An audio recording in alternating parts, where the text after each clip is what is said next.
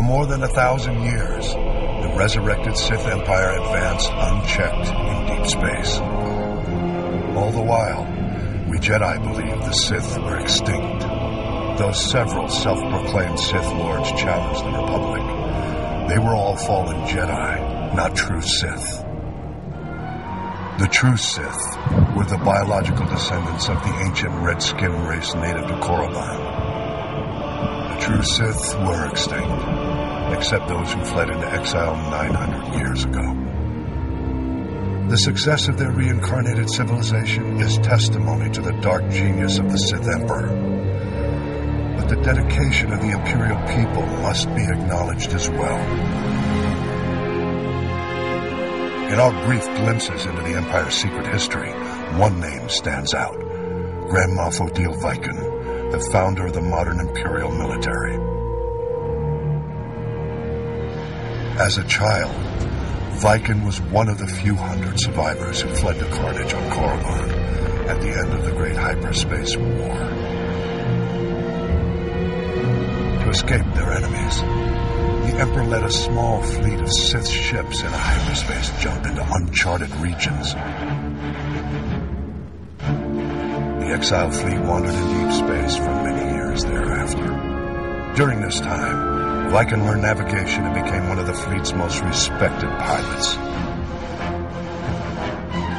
The survivors finally settled on the jungle world of Dromund-Kaas. There the Emperor revealed his vision to build a new civilization of unrivaled efficiency. And he promised his people vengeance.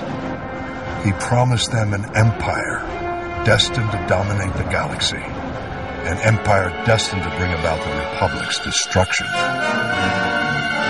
Emperor's role in Reconstruction was as visionary alone. He said to have withdrawn into isolation and left the logistics to a newly formed Dark Council and to loyal Imperial leaders like Odile Viken. While the Dark Council debated long-term plans in the Sith power structure, the young Viken took on the monumental task of establishing order. Viken drafted every non-Force user of age into the new Imperial military. He then developed the Imperial Military Training Regimen that remains to this day. With his army well-trained, Viken led a campaign to carve a footprint into the wilderness of Dromund-Kaas, to create room for the Empire's new capital to flourish. Records suggest that during the campaign, he personally slew a rabid Tarantatak on the site where the Imperial Citadel stands today. After establishing the Empire's dominion on Dromund-Kaas, Viken turned his attention to constructing a new Imperial Navy. Dividing his troops between engineering, mining, and manufacturing, he laid the groundwork for an ambitious plan: the creation of the Imperial Armada. By his own estimates, the task would take centuries.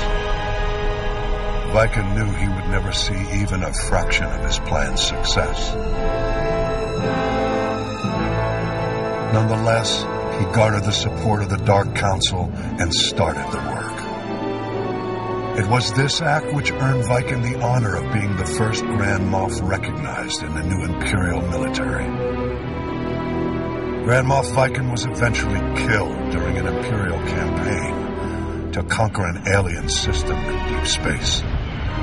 He died in battle on the bridge of a prototype Star Destroyer, a fitting end to the first Imperial Grand Moff. Though Viken was lost all those centuries ago, his plan and his name lived on to inspire countless generations who marched under the Imperial banner.